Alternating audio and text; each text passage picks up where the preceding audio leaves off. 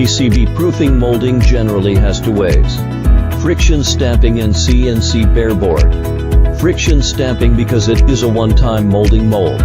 So each model needs a separate mold, which is not a small investment. So when the number of this material number is large, and the shape is complex, then the advantages of magic punching are reflected. Low cost and fast, and some corner accuracy is not made by the bare board. However, in the friction process, due to the small spacing between some form plates and the uneven friction force, it is easy to produce a series of defects such as PCB, board connection rupture, punching white. Bare board, also known as computer digital control machine tool washing board, is an automatic machine tool equipped with a program control system. Because it is CNC program processing, so each model is only to do program information.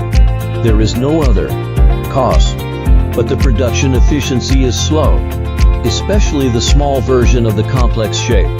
The naked version of the long time and high cost. Sum up the advantages and disadvantages of the two is that the friction is suitable for soft board.